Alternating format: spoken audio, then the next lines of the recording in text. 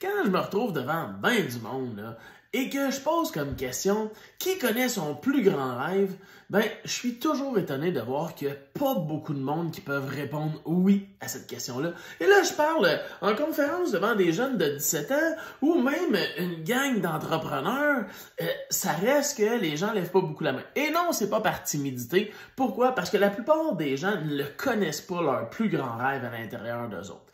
Et là, ben, on peut parler de quelqu'un qui a une très grosse entreprise, qui fait beaucoup d'argent, et si tu lui dis, hey, c'est quoi ton rêve? Ben là, il va te parler de son entreprise. Je veux amener mon entreprise, je veux doubler le chiffre d'affaires, je veux ouvrir au Mexique puis en Argentine. C'est beau à entendre, mais ça veut pas forcément dire que c'est ton plus grand rêve à l'intérieur de toi.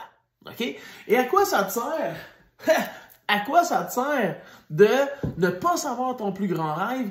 Ben, c'est que souvent, juste de le laisser émerger, d'en prendre connaissance, ça va faire en sorte que ça va t'amener à vouloir faire des changements. Et ça, les humains, nous autres, on a eu ça le changement parce que ça nous sort de notre routine qui est sécurisante. Donc, l'étape numéro 1 de la motivation durable sur 10 étapes, ben, c'est d'avoir un rêve, d'avoir des objectifs, des projets qui se rattachent à ça.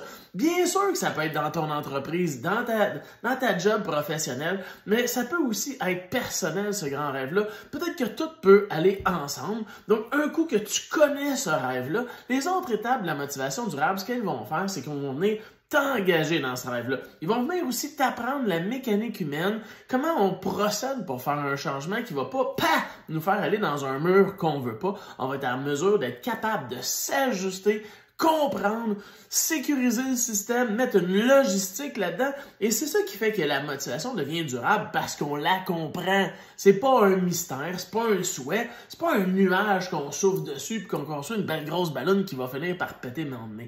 Donc, si ça vous intéresse d'en apprendre plus sur la motivation durable, vous pouvez suivre les prochaines capsules ou ben, vous pouvez m'écrire parce qu'il y a la 12e cohorte de la motivation durable qui commence les mardis soirs, 19h30, le 6 septembre. Donc, ce que je viens de vous dire là, en 2-3 minutes, ben, on en passe 3 heures juste sur cette étape-là, à vraiment aller chercher c'est quoi, moi, mon plus grand rêve. Est-ce que j'en ai un? Qu'est-ce que je fais pour aller le trouver à l'intérieur de moi? Et quand c'est fait, orchestrer ça de façon logique et sécuritaire pour qu'on puisse se laisser aller vers tout ça.